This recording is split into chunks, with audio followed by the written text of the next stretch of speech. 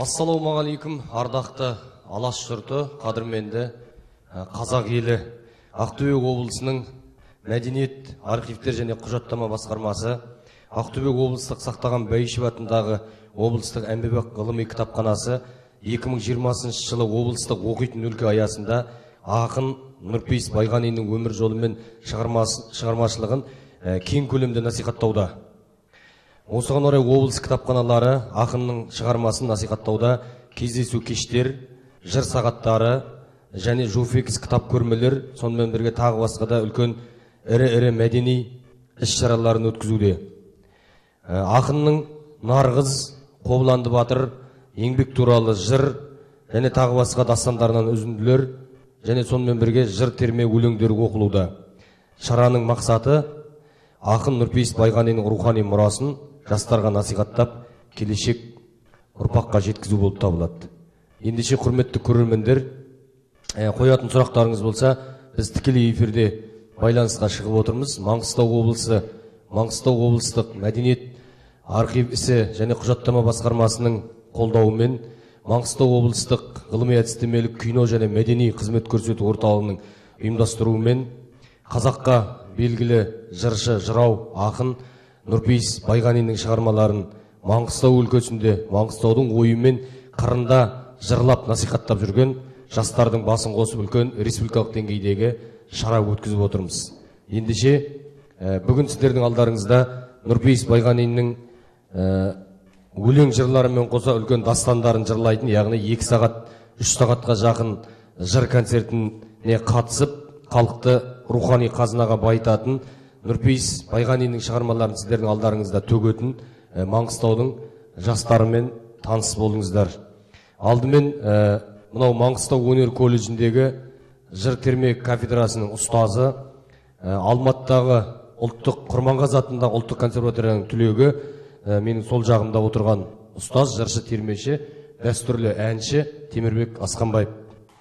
Одан кейінгі біздің қазіргі жыршы термешілердің арасындағы бір ғана қыз бала қатысайын деп отыр және ең үлкен Нарғыз деген поэманы орындау үшін арнайы келіп отыр. Астанадағы Шабыт университетінің дәстүрлі ән класын бітірген, қазіргі таңда Маңғыстаудың дәстүрлі әнші жыршы қыздарының бірі Айгерім Бекназарова. Одан кейін өнер көрсететін осы Маңғыстау өнер колледжінде 2017 жылы ғана ашылған жыр терме класының алғашқы студенттерінің бірі, биыл сол колледждің 4-ші курсында оқиды. Алла қаласа осы көктемде диплом алып алғашқы қарлығаш атанайын деп отырған Маңғыстау өнер колледжінің 4-ші курсының студенті Айсұлтан Есенғалиұлы дейтін азамат. Одан кейін сол өнер колледжіне биыл ең бірінші курсқа түсіп отырған жас талант Маңғыстау облысы Қарақия ауданы Жетібай ауылының тұрғыны Қайсар Қарақожа 1-ші курстың студенті. Қазір енді онлайн сабақ алып отыр, сондықтан кішкене сәл еркіндеу болғаннан кейін біз ақтөбеліктерге жыр шашу ұсыну үшін арнайы шақыртып алдық. Енді менің оң жағымда отырған жыршы, термеші осы мәдениеттің саласында жүрген жоқ, қазір өндірісте, бірақ сонау Бесқала мектебі, Наурызбектің жыраулық мектебінің үлкен өкілдерінің бірі, жас талантты жыршы, атақты Өсербай жыраудың шәкірті Жақсыбек Барлыбаев деген талант. Енді одан кейінгі оң жақта сұр шапанмен отырған азамат Ғанибет, Маңғыстау өнер колледжінің Ғанибет Аманғали деген азамат, Маңғыстау өнер колледжінің 3-ші курс студенті, жас термеші. Одан кейінгі отырған қара шапанда отырған жыршы Қуаныш Жолдас дейтін азамат, Маңғыстау өнер колледжінің 2-ші курс студенті, 3-ші курс студенті, кешірім сұраймын. Және біздің осы қатысып отырған жыршыларымыздың ішінде ең соңынан таныстырайын деп отырмын. Айтыскер ақын, кәсіби жыршы термеші класында оқып жатқан, қазір 3-ші курс студент Қайырбек Кеңел, атақты Адайдың 7 қайқысының бірі Өскінбай Қалманбетұлының шөбересі. Енді сіздермен танысқанымызға біріншіден қуаныштымыз. Көрермендерге қысқаша айтып кетіп жатырмын. Енді уақыт алмай біз бірден жыр терме Нұрпейіс Байғанинді насихаттап Маңғыстау өлкесінде жүрген жастар болғаннан кейін осы Нұрпейіс атамыздың шығармасын жырлаудан бастап кетейік. 25-тің кезеңі деген толғауын орындап беру үшін кезекті Жақсыбек Барлыбаев мырзаға береміз. Ал, іске сәт.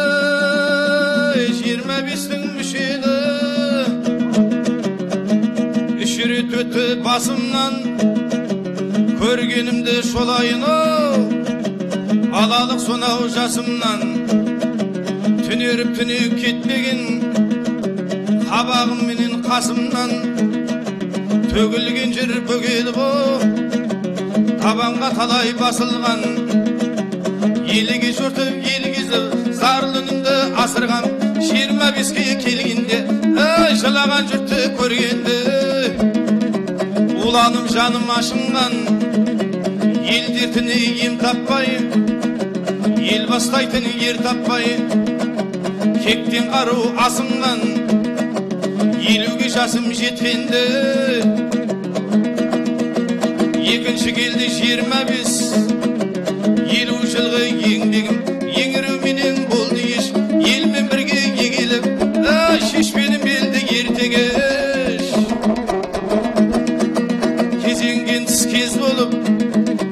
кектенген жүрек без болып өткеннен өмірдің өтіп жатты талай көш үшінші келіп 25 төбеден тұрды түнекті игілікте жоқ ерте кеш аралап кезді түбекті талайды көрген тарланды тауып алып түлетті құйылып көктен күн нұры тұтандырды жүректі қан жүгіріп тамырға шынықтырды сүйекті жыр бұлағын селдетіп көмейден алды тиекті айналып келді қалмай кеш аңсап күткен 25 айналып келдің қалмай беш ақтадың арман тілекті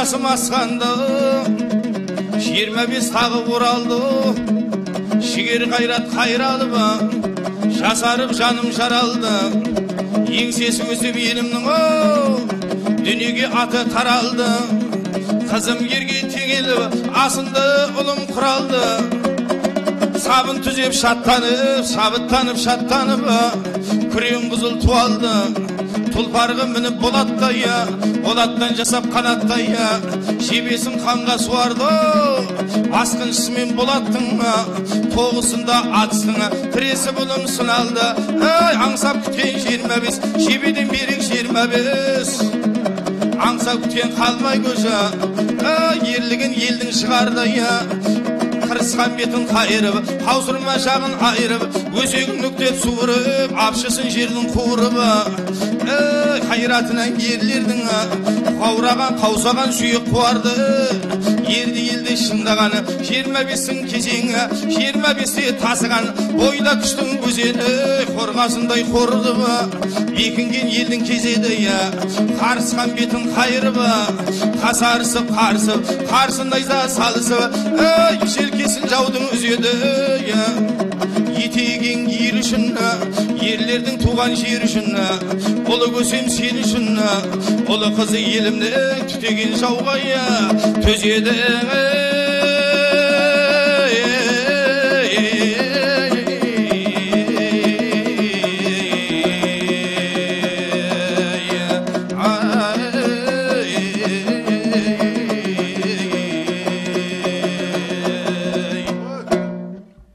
Ай бәрекелді. Арасында қол соғып отыруға болады, жыршыға шабыт беріп, қолдап қойыңыздар, көрермендер де риза болып жатқан шығар. Ал Жақшыбек, алдағы уақытта творчестволық табыс тілейміз. Енді мынау біз тікелей эфирде әлеуметтік желі арқылы онлайн концерт қойып отқандықтан біздің мынау көптеген сұрақтар, көптеген тілектер келіп қалған екен. Дауыстарыңыз естілмейді деп жатыр. Ахмет, дыбысты қарап қоярсың. Сейітова Мауа, Есенғали Гүлнұр лайк басып жатыр және жарайсыңдар деп жатыр екен. Гүлнұр, Нұргүл 111 21 98 4 Қарғалы ауданынан жалынды сәлем, жақсы шара дейді. Сейітова Мауа, Кеңқияқ ауылдық модельдік кітапханасынан жалынды сәлем дейді. Ақтөбеге бір рахмет айтып қояйық, барлығы бізді тікелей эфир тамашалап отыр екен. Ырғыз кітапхана деген әлеуметтік желі арқылы Ырғыз аудандық орталықтандырылған кітапханасынан жалынды сәлем деп жатыр. Сіздерге де Маңғыстаудан жалынды сәлем. Руслан 1986 дейді. Жақсы ұйымдастырылған шара екен депті. Тассай кітапханасы, Хромтау ауданы, Тассай ауылдық кітапханасы жалынды сәлем жолдап жатыр. Көрдіңіздер ме, бізді кімдер қарап отқан? Темір библиотека дейді. Сәлематсыздар ма? Темір аудандық орталықтандырған кітапханасы. Сіздерге де Темір ауданына жалынды сәлем айтамыз. Біз сіздермен біргеміз. Нұрпейіс Байғанинді Маңғыстауда жырлап отырмыз. Сіздерде Маңғыстаудың ақын жырауларын жырлап насихаттай беріңіздер деген тілек айтып қоямыз. Ырғыз кітапхана, Кеңқияқ библиотека көптеген сәлемдер жолдап жатыр. Қайырлы күн әріптестер. Марал Жалғасқызы 85 деген әлеуметтік желі қолданушысы. Сәлеметсіздер ме, сәттілік дейді. Гүлдана Мұхамбет Яр 63. Сонымен бірге жыр алыбы Нұрпейіс Байғаниннің туындылары, тағылымы мол жырлар дейді. Марал Жалғасқызы 85. Тағда бірнеше хаттар келіп жатыр, енді арасын үзіп біз оқи беретін боламыз. Енді оған дейін енді келесі микрофон құрылып тұрған оларға қарай аттың басын бұрайын деп отырмын. Ғанибет, сенің орындауыңда Нұрпейіс Байғанин қандай шығармасы? Мен өлмеймін, өрлеймін деген керемет шығармасы алып.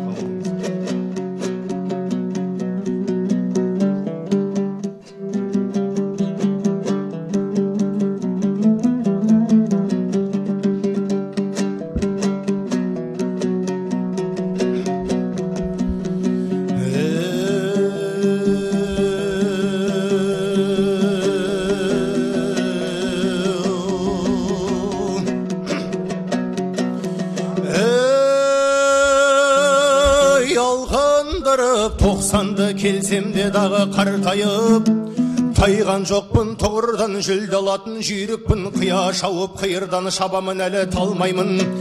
Ей, алысым көп ғұмырдан жырдың асқар шыңына, саламын құлаш қырандай екпінді ғымды суырған, тосса да ауру тұс-тұстан мен өлмеймін.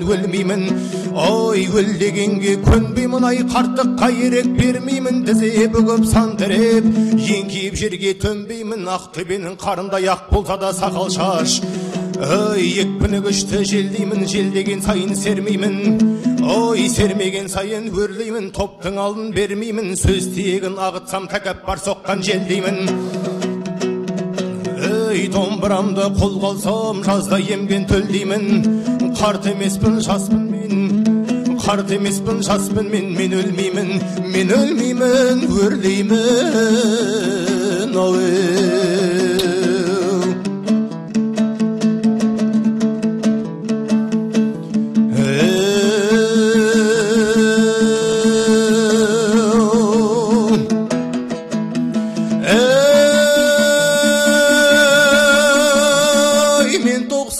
Жеткенше жүрем, ой, қалған бір белгі көнеден, сонда да қартпын демеген. Ой, кесірдей боп көбегім маңдайымна сай-сай боп жатса да әжім саласай, белуеніп қолымда тұрса да тандыр қарасы. Ой, домбырамды жебегем, жыр дариясын шалқыдым, қаумалап келсе қасымай, немерем мен шөберем. Ой, бір кезде мені қоршаған, ой, қарттелік бір белгім жоқ. Сүйте тұран үйгілем, бір кезде мені қоршаған, ол менің қызым майдандым, жұртышпамен алысып, қақар соққан қайуанға қарсы шығып қарызып, Asыл тәнін немісің ей табанға басып жанышып екпініп жатқан жерінің өксініп жатқан жерінің қиқулап шауып табысып шыбын жанын шіркейдей шүберекке тағысып сол бір кеткен балдардың жеңіспен елге қайтқанын көрмейін жеңай не көлем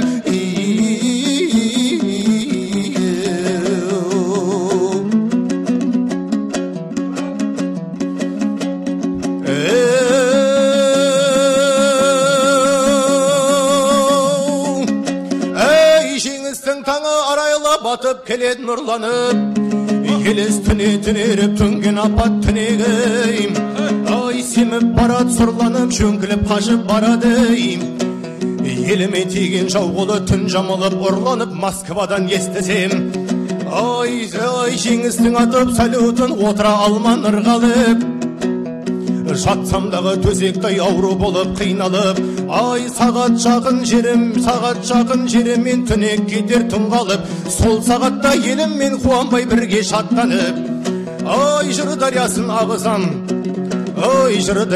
ағызам жүректе қалған жатталып айтшы мен осы не көлем ай естімей тұрған елімнің жеңісті әнге салғанын қуанбай бірге шаттанып жігіттер қайтып аулын ой құшақтап кемпір шалдарын бауырына басып балдарын сүйгенін көрмей жан-жарын көрмейінше көземін мұртынан билеп жеңімпаз жеңісті әнге салғанын сондоларға жыр арнап билеттірмей бармағын жеңісті әнге салғанын көрмейінше көземін мен өлмеймін балдарым айдай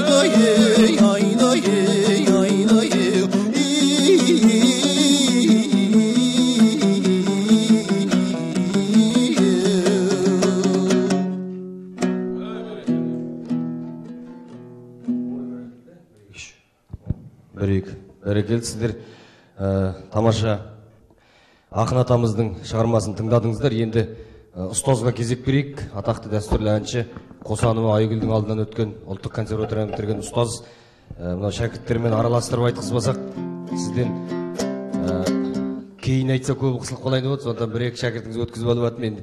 Ал Темірбек Ерсайынұлы Асқанбаев мынау Нұрпейіс Байғаниннен қандай шығарма білесің деп біз сұрағанымызда көбісі еңбек термесін ғана біледі екен. Осы жоғары жақта осы терме көп айтыла ма, әлде телеарналарда, радиоларда осы терме ғана айтылып, қалған шығармалар насихатталмай ма? Енді осы көп еңбек термесін ғана біледі екен де, басқа шығармаларына көп тізіп атып бара бермейді екен.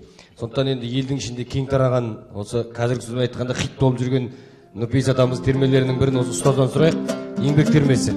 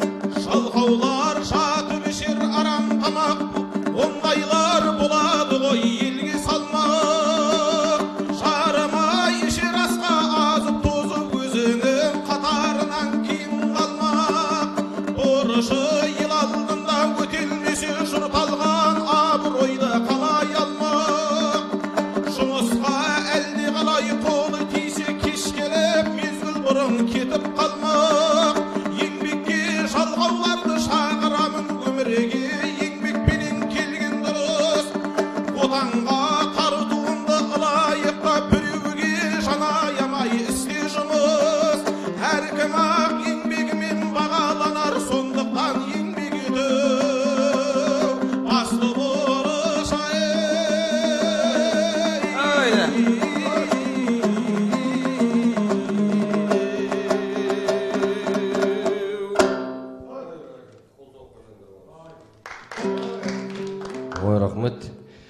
Енді мынау біздің облысымыздағы Ақтау қаласындағы Абай атындағы мәдени демалыс кешенінде орналасқан Ақтау қалалық кітапханасының ұжымына, оның басшылығына және арнайы ерекше рахмет. Гүлфарида Ермекова қарындасымызға рахмет. Мынау біздің бұрынғы ескі қазақ поэзиясының антологиясы орысша нұсқасын және Нұрпейіс Байғаниннің біраз шығармалары жиналған жеке кітаптарын бізге дайындап беріп, осы жігіттердің жырды жаттауға мүмкіндік тудырғаны үшін Ақтау қаласының кітапханасына үлкен рахмет айтамыз. Ақын бола ма, жауға тілден оқ атпай, атқан оғын дұшпанның өкпесінен қадалтпай, оғын күшті жауға атқан қоймаймен жауды жоғалтпай деп жырлаған Нұрпейіс ақынның шығармаларын насихаттауды жастар арасында кеңінен бұдан кейін де насихаттаймыз, жалғастырамыз деген уәде береміз. Және ақтөбелік барлық көрермендерге жалынды сәлем жолдай отырып, келесі жас талант Қуаныш Жолдасқа кезек берейік. Қандай шығармасын орындайды отырсың, ақын атамыздың?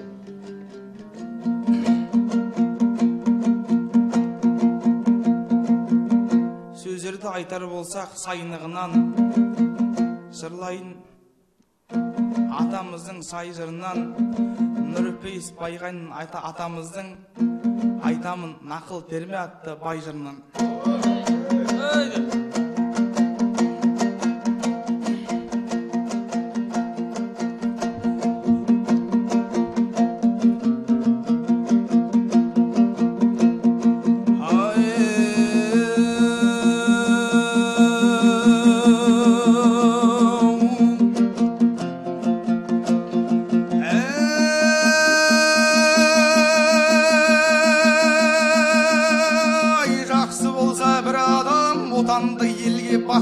Бас болса да бәс болар. Кей жаманға бақ қонар, бақ қонған соң мас болар, ауыл елмен қас болар. Жалғыздықтың белгісі, сөйлер сөзге жат болар. Ер жігіттен бақтайсай, жанындай досы жат болар. Ақылды қарттан ал үлгі, қарттың сөзі хат болар. Кей жаманның жауабы адамға қайғы дат болар. Жолдаста болсаң жақсымен, азамат көңілі шат болар. Жақсы кісі үлгейсе, отанды елге құт болар. Жаман кісі қартайса, аңғарын ашқан жұт болар. Жақсының сөзі құп болар. Қара ниет залымның көп ішінде жауабай елге қайғы жұт болар. Бір жаманның сөзінен ел арасын білдіріп, араздасқан бік болар. Бұл секілдің мынау кеп болар.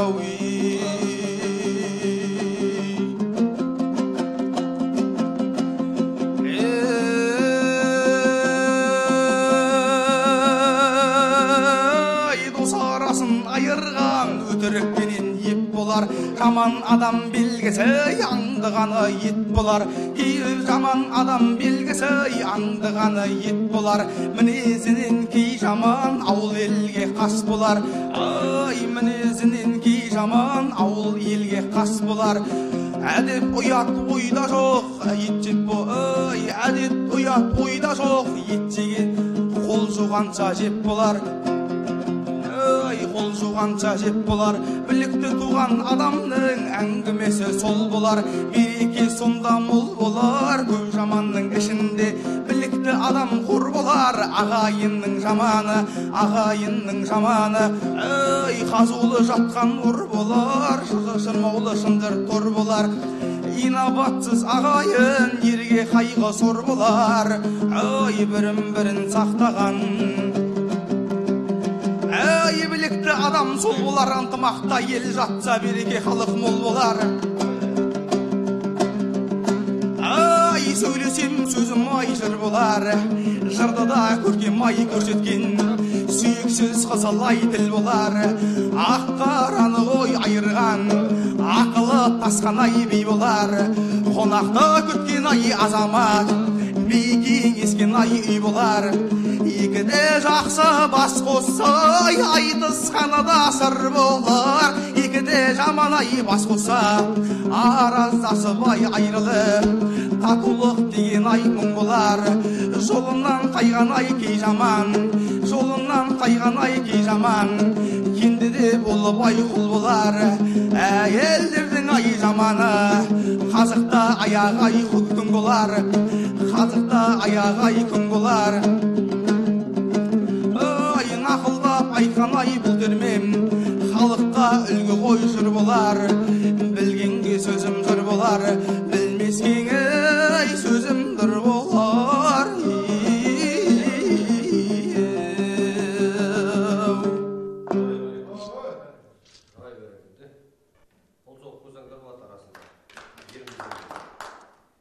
Ой, рахмет. Енді Нұрпейіс Байғанин атамыз сонау Ақтөбе өңірі Байғанин ауданында туған, 1860 жылы әкесі Байғана қарапайым шаруа болса, анасы Үміт деген өнердің адамы болған екен. Енді күй тартқан, өлең шығарған, енді соған ұқсап, сол ананың сүтімен, әкенің қанымен келген өнерді насихаттаған халық ақыны Нұрпейіс Байғаниннің биыл 160 жылдық мерей тойы.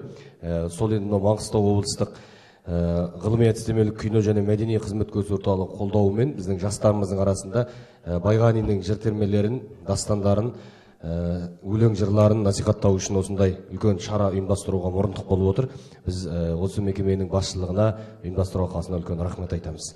Енді келесі кезекте жыр алыбы Жамбылға арнаған Нұрпейіс Байғаниннің Жамбылға деген азғантай толғауын орындап берейік. Орындайтын Маңғыстау өнер колледжінің 4-ші курс студенті Айсұлтан Есенғалиұлы.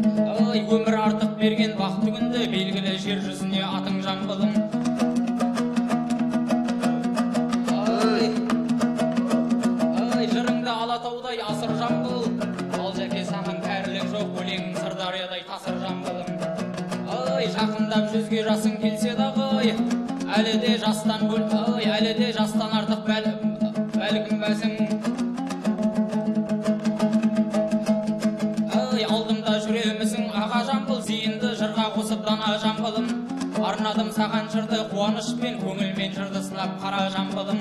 Ай, 80-нен жасы асқан Нұрпейісің, тойында тозаңсытып желсін жамбыл.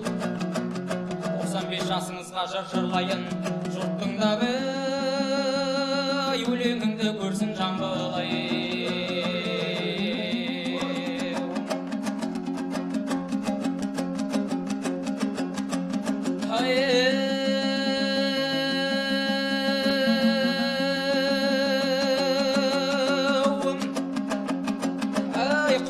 Жырлайын сізге жамбыл,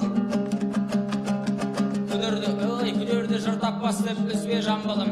Кеудемде шыбын жаным аман болса, беремін сізге сәлем күзде жамбылым. Ақынның көшбасшысы тұлпар жамбыл, сол бір бүт алғыр қыран сұңқар жамбылым. Аузыңнан шыққан сөзің қызыл алтын, жырыңа әрбір ұлтта үңкәр жамбылым. Тіл өткір тасты тілет асыл жамбылым.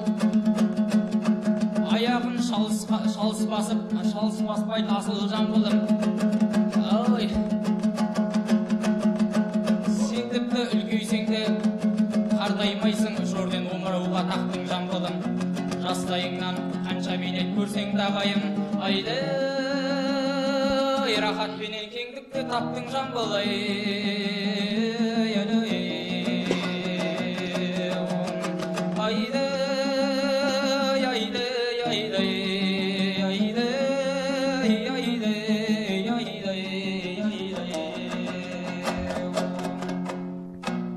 Ой, бәрекелді. Енді мынау әлеуметтік желілер арқылы, микрофонды айырып жіберіп ары қарай қарау.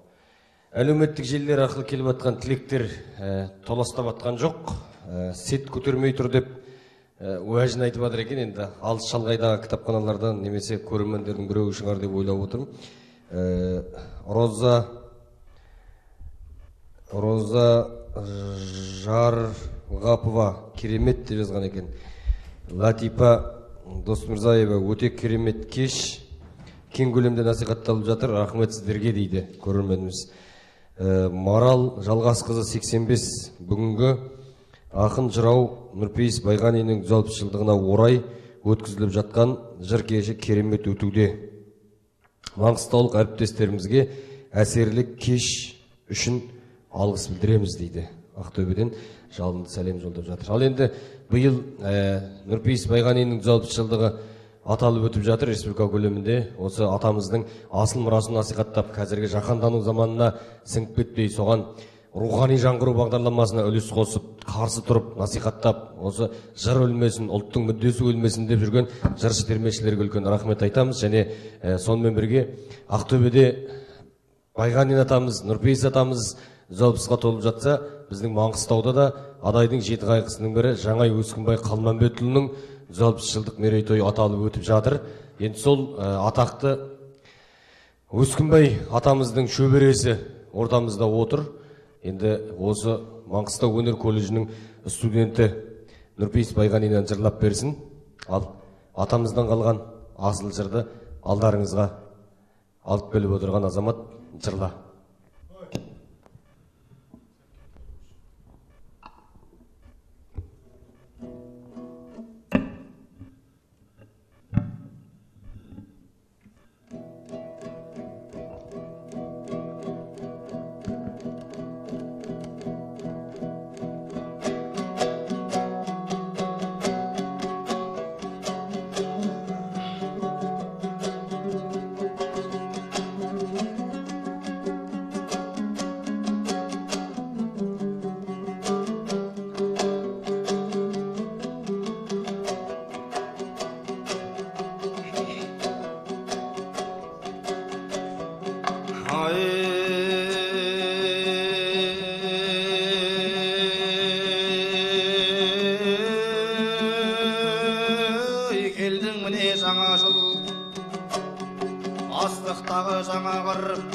Жаңа жылда шаттықпен айтылады-ау жаңа жыр. Календарда 4 цифр 1941. Жылдың әрбір күнінде алуан табыс бар деп біл. Табысты табар ерлерім отанға тарту берерім.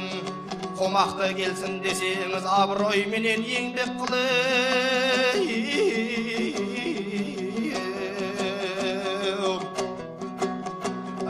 Отан деген жалғыз сөз қуантады жүректі, құлшына істер жұмысқа сыбантады білекті. Өсу өрлеу ілгерлі орындар тапқан тілекті. Отан күшін нығайту, ел дәулетін ұлғайту, мақсат осы көздеген ұғынсаңыз мынау керекті.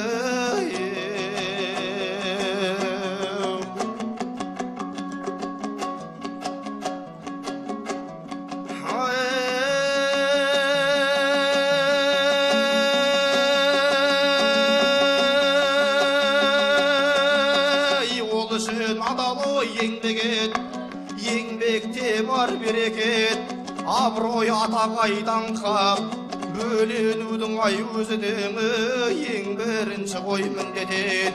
Еңбектің ұлы ой күшімен қорғасын қолап алғасын. Ембіден шыққан ай көп мұнай, ембіден шыққан ай көп мұнай, теңізің болып ай шалқысын. Нарым болып өскен ай егіндеңі комбайындар малтысын. Кең өрісте жайылған мыңғырған мал төлімен өзіп саны артылсын. Ұластырып халықты бөлендіре берейік. Отанның күш қуатын жылдан жылға арттырып гүлдендіре мынау берейік.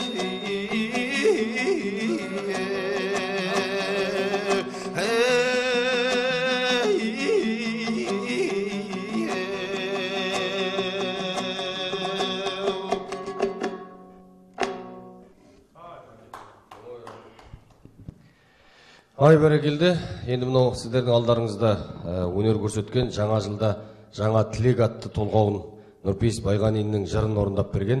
Биылғы өткен 41-ші республикалық колледждер арасындағы жыр термешілер байқауының екінші орын иегері Қайырбек Теңел бауырымыз. Рахмет, творчестволық табыс тілейміз.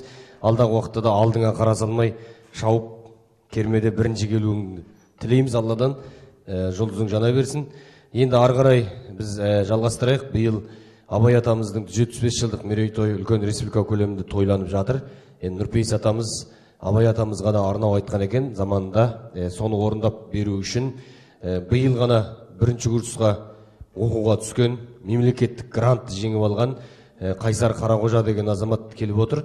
Енді сіздер сияқты колледжге күнде кіріп шығып, ұстаздардың алдында емес, қазір енді биылғы бірінші курс онлайн болып тұр ғой, сондықтан кішкене бой үйренбей, ағалардың алдында мысы басылып отыруы мүмкін. Сондықтан бір грант құтты болсын деп, грантқа түсуіңмен деп құттықтап қояйық.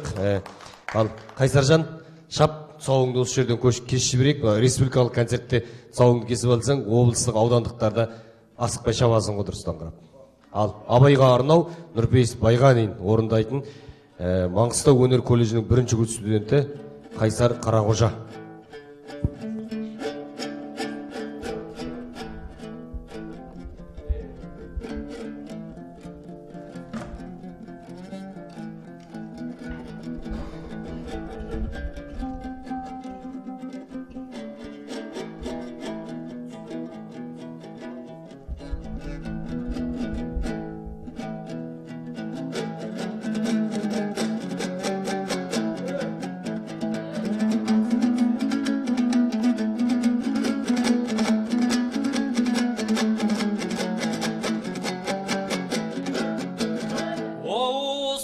Көркем сөздің ақына бай, білімді зейін асқан асыл Абай. Зейіні артық ұшқыр жаннан асқан озатша астанадан затың Абай. Сіңірген байтақ елге еңбегіңмен шашылды жер жүзіңе атың Абай. Асқар тау биікшіңсің қол жетпеген, білім мен зейініңе сөз жетпеген. Ей, бұтағын көктіреген сен бәйтерек, мәуіңе қараса жұрт көз жетпеген. Ай,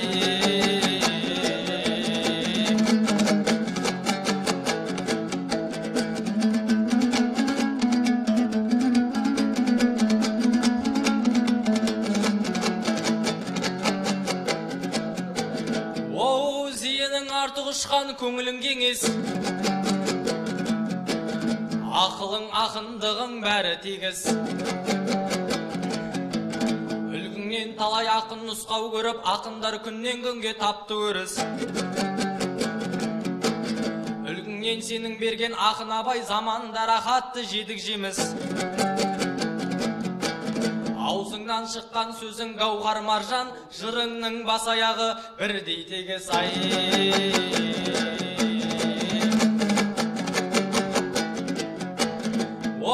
Абайдың өз өлсе де сөз өлген жоқ, Абайға ешбір ақын теңелген жоқ. Мәңгілік бүгінгідей сенің жырың, ескіріп айтқан сөзің көнерген жоқ. Халыққа үлгі берген сенен басқа ақында сіз сияқты шеберде жоқ.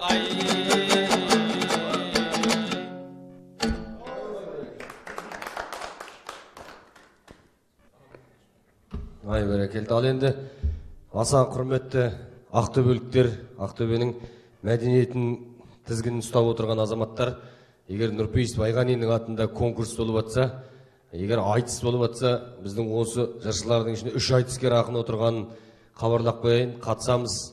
Егер жыршы термешілердің арасында конкурс болып атса, егер оған да біздің балдар кезген уақытта дайын, барып қайтуға ынталы екендігін қосымша хабарлап қояйық. Міне ұстаз қасымызда, Аллаға шүкір, 1-2 жыл болды өнер колледжінде жыр терме класы ашылып, бір көкке қолымыз жеткендей болып қуанып жатырмыз. Енді Алла қаласа мынау Ақтаудағы жалғыз мемлекеттік университет, Шахмардан Есенов атындағы университеттен жыр терме класын ашу жөнінде халық қайта-қайта сұрап жатыр. Бүгін ғана сол университеттің проректорымен сөйлестік. Қолдаймыз, ашуға тырысамыз деп уәдесін беріп жатыр. Соған сәттілік тілейміз. Енді ары қарай мынау Нарғыз деген үлкен дастан бар. Енді бұл daстанды толық жырлап өту үшін менің есебім бойынша бір 45 минут, 1 сағат, кейде ұзағырақ шапса 1 сағат жарымға дейін уақыт алуға болады. Бірақ енді осы Айгерімнің пысықтығын, республиканың үлкен сахналарын көріп келгендігін пайдаланып, бір 30 минут, 35 минуттың аяқ-баяғында жырлап шығады ғой деген үмітпен микрофонды жырдың кезегін ары қарай Айгерім Бекназарова деген біздің кәсіби оқыған дәстүрлі әнші қызымызға берейік. Ал Айгерім Нарғызды енді толық жырлап шық, бұндай мүмкіндік күнде бола бермейді ғой. Сондықтан егер ұмытып қалған жерің болса, аздап есіңе түсіріп, қағазда қарап қойып отыруыңда болады. Бұл енді бәйге байрақ емес. Сондықтан асықпай нақышына келтіріп, тамаша жырлап беруін сұраймыз. Сіздердің алдарыңызда Астана қаласындағы Шабыт университетінің түлегі, Маңғыстау қыздарының, жыршы термеші қыздарының бірі, керемет талантты қызымыз Айгерім Бекназарова Нұрпейіс Байғаниннің Нарғыз дастанын жырлап береді. Ал ұзаққа шап тыңдауға дайынбыз.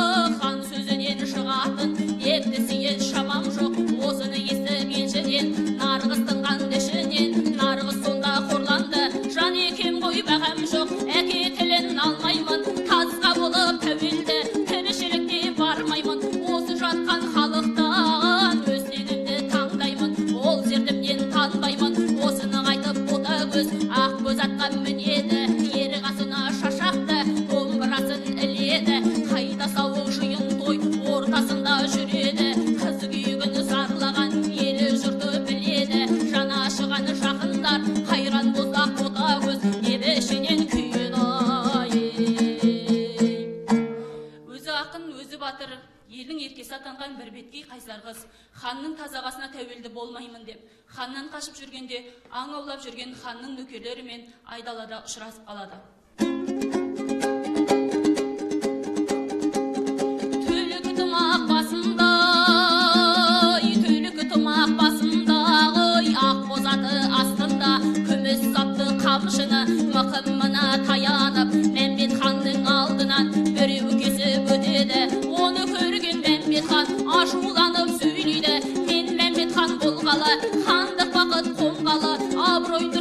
төкпеген, халық билеп хан болып, қолым неге жетпеген, бұрын соңды алдымнан ешкім кесе өтпеген, ақын сырын ашады, жігіт емес ол біреу, өзімізге белгілі, нарғыз еді қашанға, астындағы атына, нарғыз қамшы басады, ой бір белестен асады, қырдың асты шабынды, көрінбейтін тасады, аттан түсіп қалады, тартпа менен айылын, қатты тартып алады, нарғыз қайрат бастады, бес жігіттен саспады, ойын ашу басқаны, бес жігітті атынан жұлып тастады, бес жігіттің күні тарылды, ой қол қусырып бақынды, өзің білден ағатай, ер нарғызға жалынды, қаһарман қыз сөйлейді, бері қараңдар ей дейді, әрінде де ақыл бар, қой құрса ешкіні, апа дейтін ақыл бар, қызда қалап жалынған, ылғи дейді батырлар, білемісің жігіттер, адыраңдап келдіңдер, ән қарамай-ақ көзімді, ағатай деп айтпасам, ояр едім көзіңді, аңғардыңдар затымды, білмедіңдер атымды, хандарыңа айтыңдар, көрдік деп бір ақынды, ақын емес батырды. Ханның бес жігіті қызды ұстай алмай қалғандарына намыстанып, ханға өтірік айтады. Аты жүйрік екен, атының жүйріктігіне сеніп әдей өткен біреу екен, тани алмай қалдық дейді. Хан сонда ақбоз ат мінген адамды менің алдыма алып келіңдер деп бұйрық беріп тұрған жер екен дейді.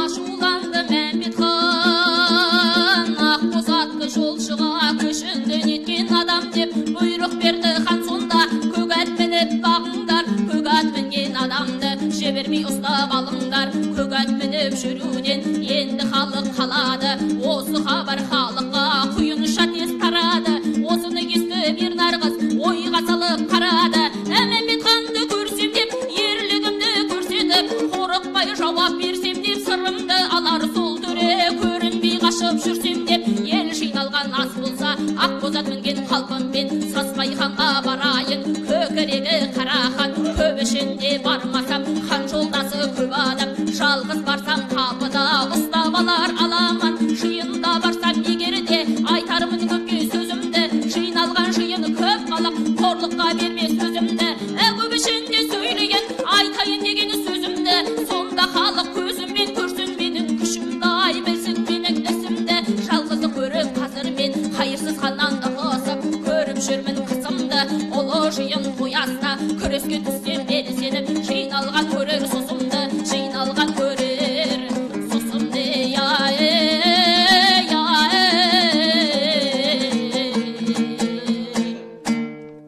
сөйтіп нарғыз күшімді қалай көрсетсем екен деп ойланып жүргенде бір байдың асы болады. Сол аста палуан күресінде нарғыздың беделі артып, Мәмбет ханды халық алдында жер қылатын жер екен дейді.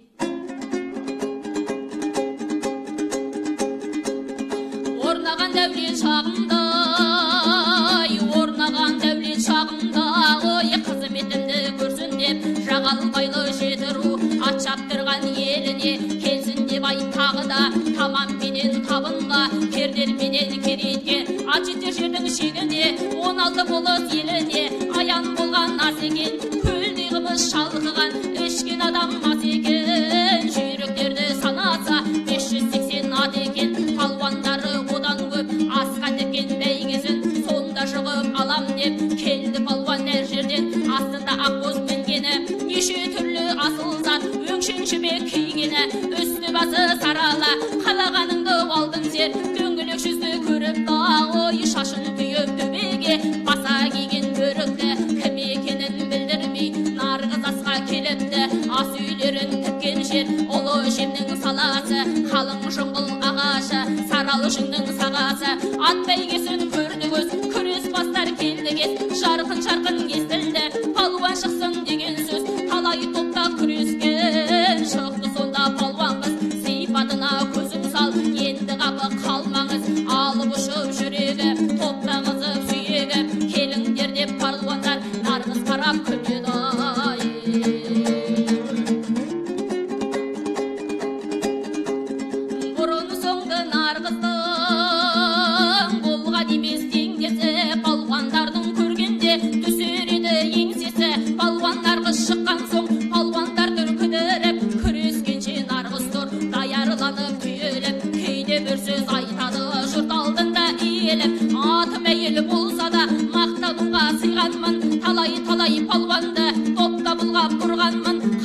ешкім келмеген берекелі жиында жанға бәйге бермеген халыққа аян қайратым ол жиында бар мекен менің қатар тайласым қатар палуан бар болса шықшы бері қайдасың Мәмбетханда ақырды палуандарын шақырды шақырып алып қасына алып палуан батырды аятын естіп нарғыздың күресем де сол қызбен асық болып кезенген келбетімен ерлігі бұл палуанның кем емес тұла бойы тұп-тұтас келбеті ірі жан екен келбеті жан екен сонда нарғыз ағасы аңғарады нарғыздың жыртылғаны жағасы дем болсын деп нарғызға сондай қанын қарашы палуан нарғыз сен деді кенжағаңмын мен деді сені тәңірім алды ма адыра күшің қалды ма әлі жүргеннен деді тілегіңді тілеп тұр бұқара халық ел деді хан палуаны жықтағы абырой алып бер деді өктеп нарғыз ақырды бір үйіріп жіберді жерге аяғы түрелді қаңбаққа ұқсап сол кезде хан палуаны талықсып қанды көбік қақырды бетіне оның су бүркіп зорға жаны шақырды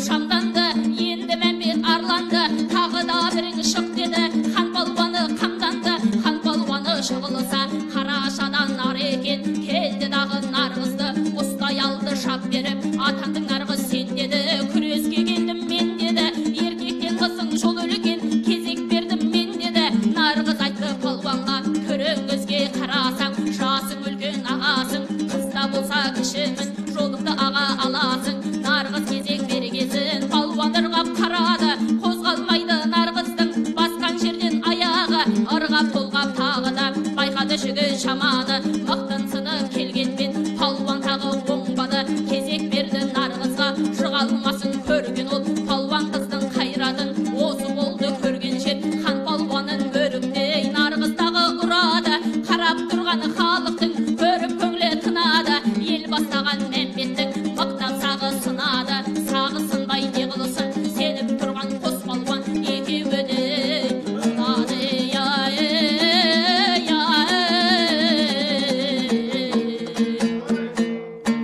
Мәмбетхан екі бірдей палуаны жеңіліп қалғасын өзінің туған інісі Арыстан палуанды қайрап күреске шақырып тұрған жер екен дейді. Арыстан деп атандың ел сыналар кез келді кесілмесең арыңнан хан төренің намысын алашадан алып бір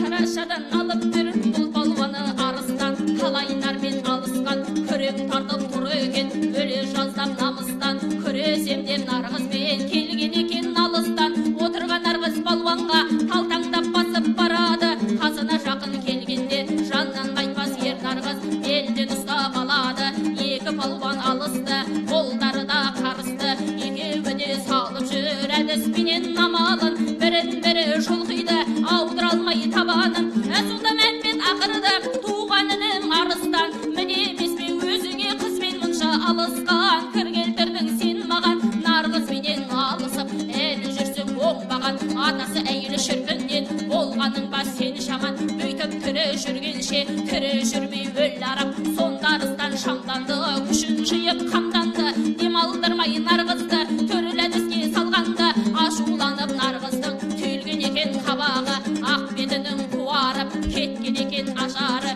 көп кісінің ішінен шыға келіп сөйледі кенже деген ағасы екеуі сүйет баласы айналайын нарғызжан тынысың неден тарылған екі талай күн болса саған іздеп жалынған айырылдың ба барыңнан кесілдің бе қарыңнан бауырым нарғыз қимылда жұртың отыр сарылған сонда нарғыз бойына қайрат мықтап түскенде намыс түсі бойына ашуланып тебіренді жиындағы көп халық қайрат қызды көрденді ырғап толғап көтеріп кеудеге қысып алады Мәмбетханға қарады қара Мәмбет сен деді нарғыз едім мен деді қатыны өлген таза хан менің менен тең деді туған едің Арыстан не қылғанын көр деді көрінсіңдір шырайым тимейсің деп тазына қайырдың талай ұрайын өзім нарғыз болған соң қорлыққа неғып шыдайын Арыстандай үніңді өз алдыңа ұрайын Арыстанды бұрады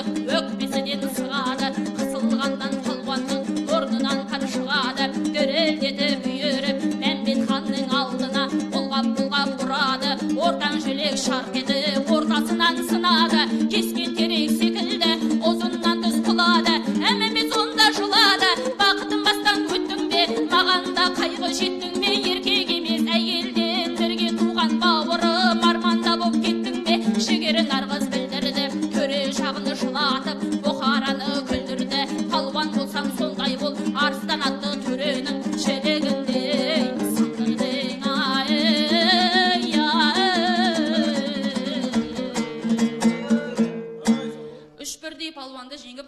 қуантқан Нарғызды Ашулы Мәмбет ордасына шақыртады.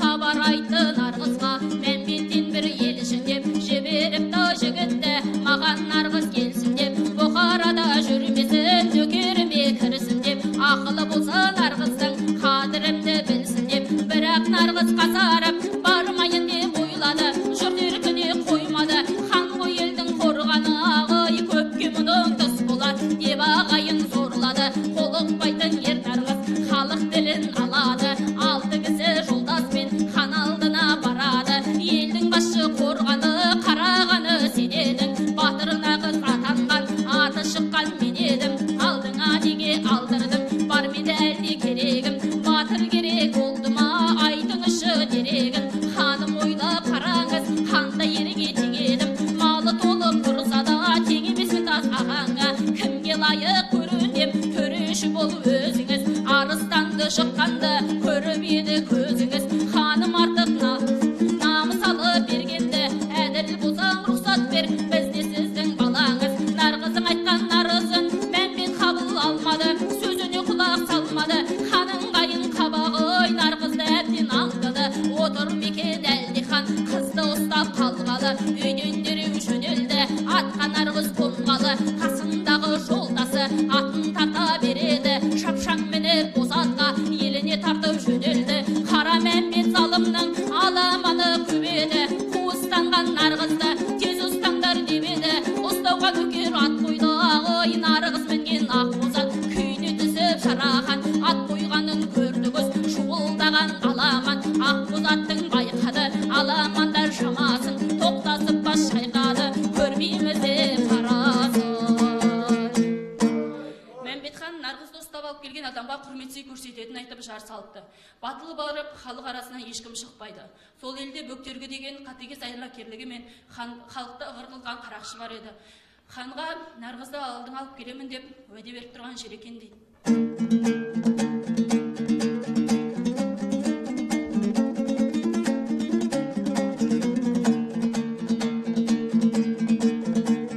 Қалың елді Бөктергі бүрді де кеп зарлатты, баспасына төгенді бүйді қоймай санатты, тоба бұлда бір отау көзді тартып тұр екен, осы отауға Бөктерге барайын деп бет бұрынай, соған ептеп барады, қыз нөкері қасында, ақ отаудың ішінен қыз Нарғызды табады, қызда болсам айбынды, бал екенсің шырағым, ерлігіңді сынадым, жиын астың ішінде көзге түсті сияғын, қарсы болып хан менен келіспей жүр тұрағын, ниетің болсын оң дейді, мен Бөктергі ағаңмын, шырағым қонақ бол дейді, сендей асыл балаға құрмет ету жол дейді, үйме алып барайын, пәле келмес маңыңа қызмет етіп қарайын, адал жүрек ақ көңіл Нарғыз бұған сенеді, Бөктергіге ереді, жақсы сыйлап құрметтеп қонағасы береді, қызметі қызға шағады, аға сендім өзіңе, ризамын аға жан, қуандырған сөзіңе, болса жүр жанаға, жабырқап алғанда кезіндегі. Бөктергі Нарғыздың сеніміне кіргеннен кейін, қапысын тауып Нарғызды байлап алу жоспарын құрады. Бұл ойын іске асырады да. Жасырынды он жігіт, Бөктергінің адамы, Нарғызды ептеп ұстауға үй сыртында бағады, оңаш үйде Бөктергі бір лақты сояды, екі жібек белбеуден қылдан ескен арқанды даяр қылып қояды. Ол сұмдықтан хабарсыз Нарғыз асқа тояды, ойын күлкі сауықпен шаршап жүрген ер Нарғыз қатты ұйқыға кетеді, барлайын деп ұйқысын қара ниет Бөктерге шыбыр-шыбыр кетеді. Тәтті ұйқысын аңғарды, айдай сұлу қыз Нарғыз, тәтті ұйқыға барғанды қайран сұлу қапыда, қолға түсе арманды он жігітке Бөктерге, Нарғыз ұйықтап жатыр деп, қалмаңыздар қапы деп хабар берді сыбырлап, даяр тұрған он жігіт үйге кірді білдірмей. Әкеткелі түндірулап, қыз ілінді қармаққа, тұзақ арқан салғанды Нарғыз біліп бұлқынды, қол аяғы байлауда сорлы сұлу жылқын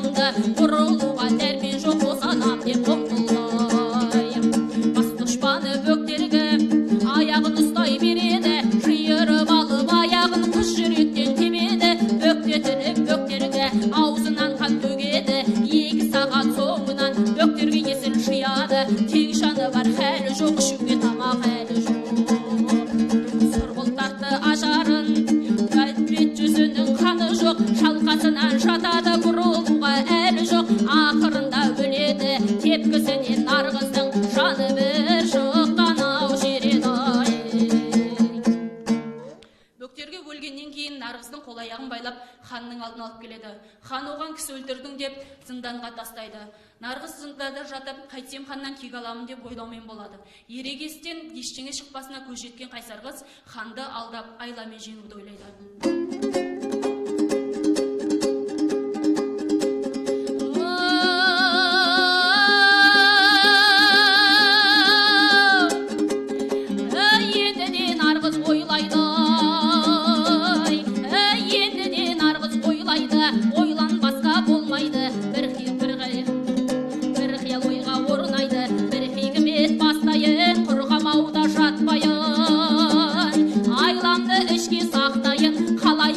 Жағдайым ханды далдап барлайын, жауабын естіп Мәмбеттің алдайында арбайын, қарауылдың бастығын шақырып нарғыз алады. Мені баққан сен едің, тұтқында нарғыз мен едім. Айтатұғын сөзім бар, бұл сөзімді қабыл ал, сен Мәмбетке жылдан бар. Нарғыздың айтқан сөзіне қарауылшы қанады. Естігенін көп түгел ханына айтып барады. Қайырсыз Мәмбет нарғыздың арызын алады. Нарғызына Мәмбет ханның алдына қыздық айдап келеді. Ай, нарғыз үйге кіргенде тақта отырған Мәмбет хан арызыңды айт деп еді. Сонда нарғыз сөйлейді, кім екенімді Мәмбет хан көзбен көрдің сен дейді. Тазаған түгел арыстан меніменен тең деді. Ақылына күші сай табайын өзім тең деді. Басыма рұқсат бер деді, ханның ойы болғанмен аға інімнен кем деді. Арыз айтам құлақ сал, туысқаның тең емес. Алсаң мені өзің ал, аламын десең тиемін. Мәмбет сені сүйемін, тұқымы деп түреді, тазыңа неғып тиемін. Әділді ханым етер деп жаудырап тұр көзіміз. Мені Мәмбет қор етпе, әйелдік ал өзіңіз. Мені Мәмбет қор етпе, әйелдік ал өзіңіз.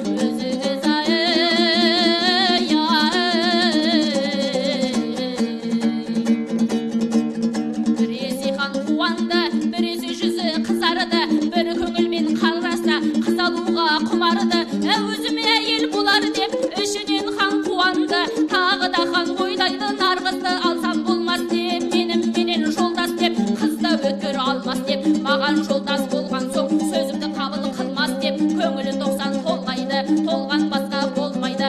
Ақырында қызығып алайын деп ойлады. Асыл нарғыз сен едің, Мәмбет анам мен едім. Хан қалайық әр түрік меніменен тең едің. Тілегіңді берейін, мұныңа нарғыз көнейін. Егер сені алмаса үстем болмас берейін. Сындырмайын сағыңды, байламайын бақыңды. Бас бозарсың ханыңмен, нарғыз теңің табылды. Оздырайын халықтан сендей сұлу жарымды. Басыларсың қыз нарғыз, ішің ашып қайнаудан. Кешікпей ел көшеді, осы отырған жайлаудан. Уәдені бергенім бүгінен бастап босатам, қол аяғың байлаудан. Рұқсат бердім қыз нарғыз еркін тыным алуға. Қарауылда 10 жігіт бұрынғыша бағуда. Нарғыз сұлу сөзіне Мәмбеттің сол көнгені, бір-біріне сенгені. Ашу кетіп ішінде нарғыз алдап Мәмбетті, осылай еді жеңгені. Көңілінше мақтанып нарғыз дейді жолдасым, бұл өзінің білмейді Мәмбет бірақ оңбасын ай.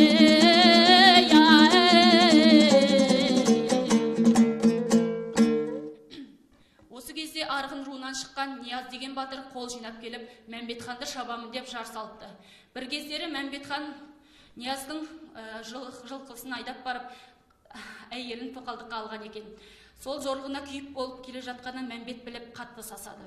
Ол нарғызға келіп, мені мына жалдан құтқар деп тұрып, жалынып тұрған жер екен дейді.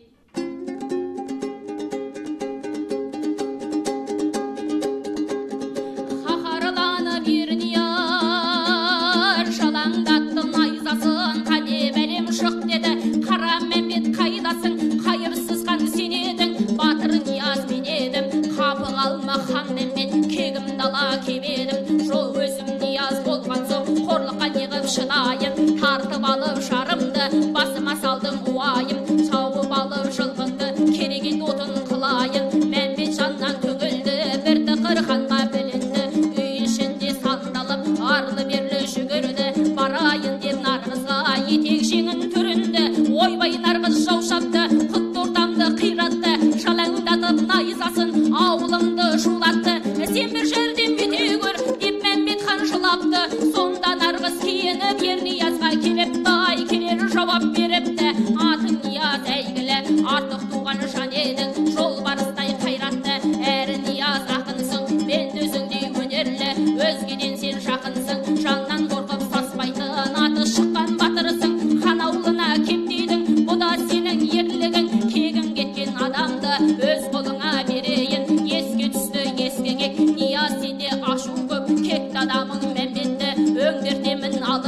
аты шыққан ер нарғыз адамның алып қыраны көтеріп алып Мәмбетті алдын әкеп ұрады. Батыр Нияз өңгеріп тақымына сығады, ханның даусы шыңғырып сонда қатты шығады. Азырақ батыр босат деп Нияз ерден сұрады, тақымынан босатып азырақ тыныс береді, ашуы қатты ереді. Хан Мәмбетті бұлқытып ер Нияздың қолына алған жереді. Сонда Нияз нарғыздан жөн сұрайын демеді. Келбетіңе қарасам көрмеген бір нәсілсің, сөздеріңе қарасам тұрған бойың ақынсың, жөніңді айтшы азамат, сен кім деген батырсың. Сонда нарғыз сөйлейді, мені қазір сынама, кім екенімді сұрама, әзір атымды айтпаймын, көрісерміз қияда, сондай туға сақтаймын, әзір кейін қайтамын, олжамды алда жүре бер, мен артыңнан барамын.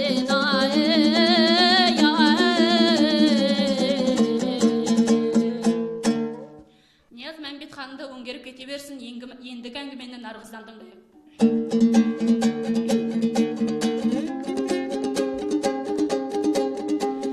Қимас қымбат елімсің, сенің арыңды арлауға нарғыз неге ерінсін. Жылы қышыны шақырды, ақ моншақты тез әкел, ардақтаулы атымды қапастағы жан едім, басымнан түнек ашылды, уәдемменен жөнелдім. Қайсар батыр Ниязды аралаймын ендеркін, байыта жатқан халқымды орындаймын шартымды. Қаруын түгел сайлаған, беліне қылыш байлаған, аты шыққан ер нарғыз жаннан қорқып саспайтын, қасына жолдас алмады, ақ моншаға заулады. Бір төбенің шаңдығын бір төбеге қосады, ел бастаған Ниязда уәделейін ерекен, нарғыз іздеп келер деп орта жолда тосады.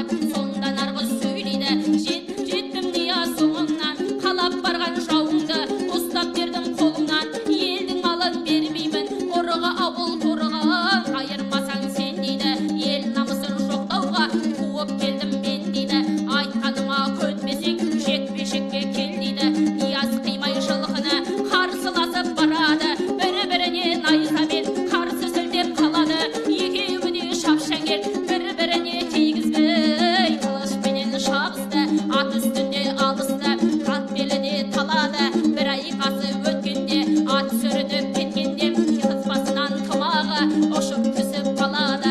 Ниязда жал қарады, қос бұрымды қолаңшаш жауырынын жабады. Қыз болды ғой батыр деп Нияз аңдан қалады, қыз қайратын білдірді, қыздан Нияз ұялып ортасынан қылышын екі бүктеп сындырды. Нияз қыздан танымай қалғаны үшін кешірім сұрайды. Атыңа сырттай қанық едім, ат шапқан айыбым мойнымда, мені тұтқында дейді. Нарғыз сонда екі елдің бітімге келгенін ойлап, сен бала биді шақыр, мен шоңай биді шақырайын, екеуі Мәмбет ханның ісін қарасын дейді. Батыр Нияз білекті, ей батыр Нияз білекті, қыздың сөзін ұғыпты, орта жүзге шаптырды, қасындағы жігітті бала биге шақырып, Нияздан хабар барады, ай шақыра барған кісіден. Мәнісін сұрап қарады, әбден жайын түсініп, 12 кісі жолдаспен Нияз менен нарғыздың келсін деген жеріне. Бала би кетіп барады, ай бала би атқа мінгеннен. Жұртқа хабар тарады, үйтіктіріп алдынан нарғыз күтіп алады. Ортаға келген қонағын қызмет етіп бағады, бала би шоңай сөйлесе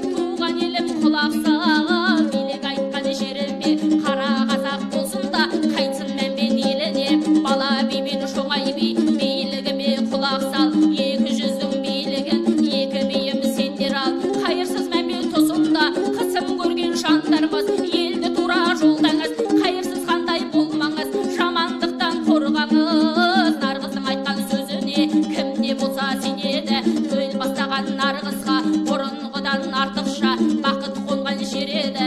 Қызға Нияз тіл қатты, тыңда құрбым сымбатты, келбеті келген керімсің, заманы қатары теңімсің, өзге олжаны қайтайын, қалау менің өзіңсің.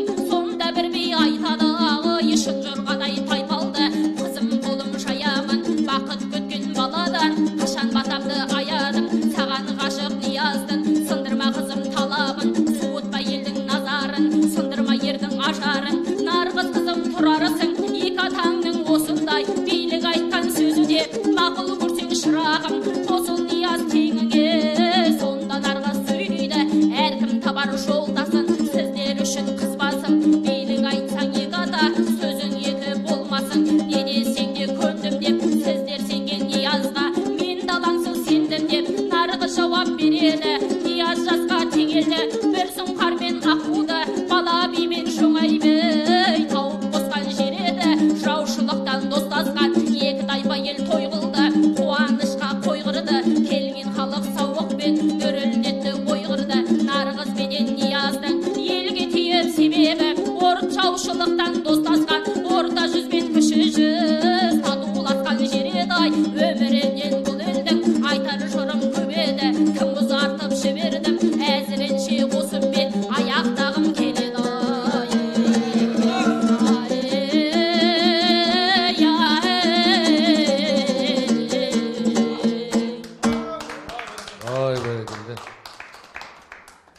Мынау енді ақтөбеліктер жалпы бізді тамашалап отқан көрермендер көрген шығар.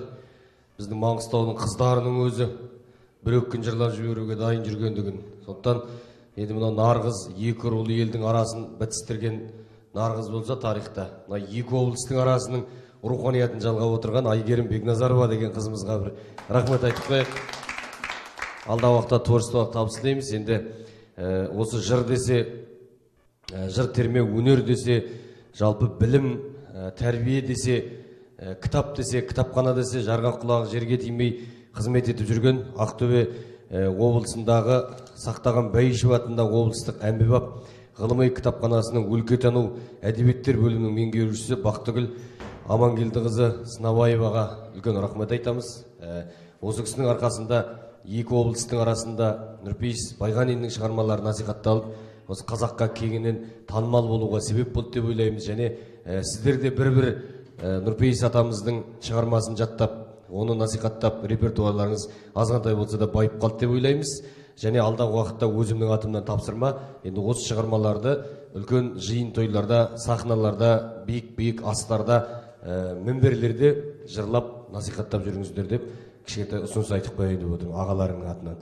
Бүгінгі Нұрпейіс Байғаниннің туғанына 160 жыл толуына орай Ақтөбе мен Маңғыстаудың мәдениет басқармаларының бірігіп ұйымдастырған, оның ішінде сақтаған Бәйішев атындағы әмбебап кітапхананың ұйымдастыруымен, қолдауымен Маңғыстау облыстық ғылыми әдістемелік кино және мәдени қызмет көрсету орталығының ұйымдастыруымен өткен Нұрпейіс Байғаниннің шығармаларына арналған маңғыстаулық жыршы термешілердің онлайн концерті өз мәресіне жетті.